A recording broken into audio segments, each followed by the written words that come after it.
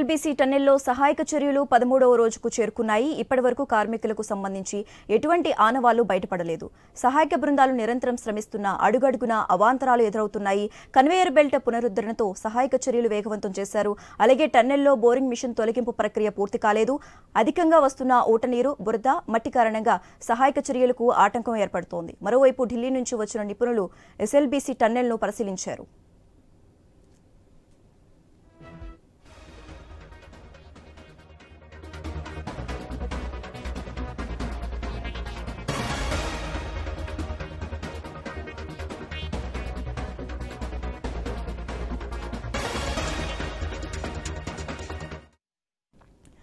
SLBC టన్నెల్లో సహాయక చర్యలు 13వ రోజుకు చేరుకున్నాయి. ఇప్పటివరకు కార్మికులకు సంబంధించి ఎటువంటి ఆనవాళ్లు బయటకు పడలేదు.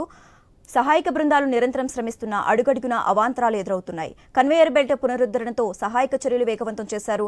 అలాగే టన్నెల్లో బోరింగ్ మిషన్ తొలగింపు ప్రక్రియ పూర్తి కాలేదు. అధికంగా వస్తున్న ఊటనీరు, బురద, మట్టి కారణంగా సహాయక చర్యలకు ఆటంకం ఏర్పడుతోంది. మరోవైపు ఢిల్లీ నుంచి వచ్చిన నిపుణులు ఎస్ఎల్బీసీ టన్నెల్ను పరిశీలించారు. ఇక ఇదే అంశానికి సంబంధించి మోర్ అప్డేట్స్ మా ప్రతినిధి వెంకటేష్ ఫోన్ ద్వారా అందిస్తారు. వెంకటేష్, శశిరేఖ, ఎస్ఎల్బీసీ వద్ద జరిగిన ప్రమాదంలో 8 మంది గల్లంతై 13వ రోజుకి జరిగింది. వారి ఆచూకీ కోసం 11 రెస్క్యూ టీంలు అన్వేషణ ప్రారంభమైంది. జీపీఆర్ రాడార్ తో గుర్తించిన ప్రదేశాలలో కూడా తవ్వకాలు చేపట్టిన ఆ మృతదేహాల ఆనవాళ్లు కానీ అవశేషాలు కానీ ఇప్పటివరకైతే లభించలేదు.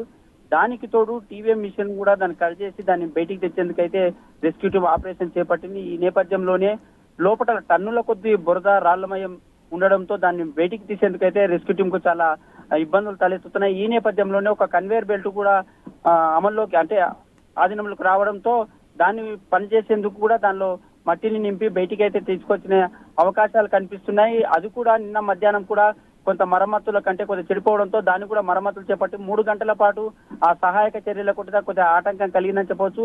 దీనికి తోడు ఎక్కడైతే టీబీఎం మిషన్ జరిగిన ప్రమాదంలో ఉందో దాన్ని మొత్తంగా పాటు విడగొట్టి దాన్ని బయటికి తెస్తే అక్కడ పైన ఉన్న పైకప్పు కూలే అవకాశం ఉందా అని దానిపైన కూడా రెస్క్యూ టీమ్ ఆపరేషన్ వాళ్ళు ఆలోచనలు చేస్తున్నారు. ఒకవేళ టీబీఎం మిషన్ మొత్తం పూర్తిగా బయటికి తీసుకొస్తే వెనక ఉన్న మృతదేహాలు ఏమైనా ఉన్నాయా, అక్కడ అవశేషాలు ఏమైనా ఉన్నాయా, అక్కడ అంటే సొరంగ మార్గంలో ఎక్కడైతే కూలిందో 13.9 కిలోమీటర్ల అక్కడేమైనా ప్రమాదం జరిగిందా దానిపైన కూడా ఎన్డీఆర్ఎఫ్ కానీ ఎస్డీఆర్ఎఫ్ కానీ శోధిస్తున్నారు. దీంతో పాటు ఢిల్లీకి వెళ్ళి ఒక ప్రత్యేక టీం కూడా వచ్చింది.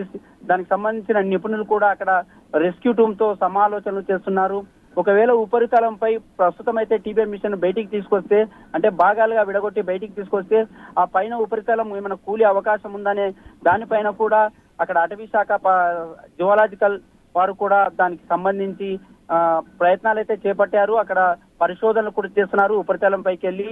దీంతో పాటు రెస్క్యూ టీమ్ కు సంబంధించిన ఎన్డీఆర్ఎఫ్, ఎస్డీఆర్ఎఫ్, సింగరేణి, అక్కడ హైడ్రా మొత్తం కూడా అక్కడ రెస్క్యూ టీంలలో పనిచేస్తూనే కూడా ఒక్కడు కూడా ముందుకు పడడం లేదని చెప్పవచ్చు.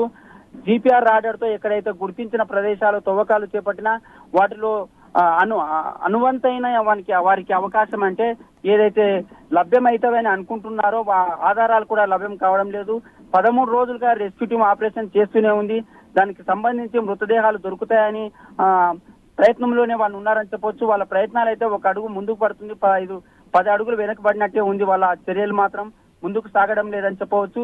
దీనికి తోడు మరో కొన్ని బృందాలను కూడా సొరంగ మార్గంలోకి తీసుకొని వచ్చి అక్కడ ప్రయత్నాలు అయితే చేపడతామని ప్రభుత్వం కూడా చెప్తుంది. ఇప్పటికే రోబోల సహాయం తీసుకొని అక్కడ ఉన్న మట్టిని తొలగించేందుకు లేదా ఏమైనా ప్రమాదం ఉంటే దాన్ని రోబోల సహాయంతో ముందుకెళ్లేందుకైతే ప్రయత్నాలు అయితే రెస్క్యూ టీం చేస్తున్నారని చెప్పవచ్చు.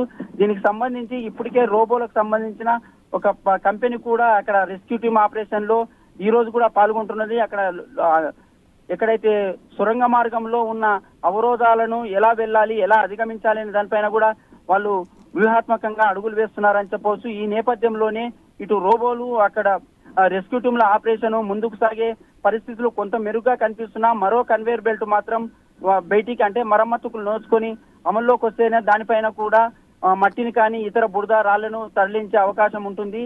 కానీ ప్రస్తుతం అయితే అక్కడ 1000 టన్నుల్లో బురద నిండుకపోవడం, అక్కడ ఎక్కడైతే జీపీఆర్ రాడార్ తో గుర్తించిన తవ్వకాలు చేపట్టిన కూడా ఆ ప్రదేశాలలో ఉబికి వస్తున్న నీరు చాలా ఆటంకం కలిగిస్తుంది రెస్క్యూ టీం అని చెప్పవచ్చు. 13 రోజు కూడా రెస్క్యూ టీం ఆపరేషన్ అయితే కొనసాగుతూనే ఉంది.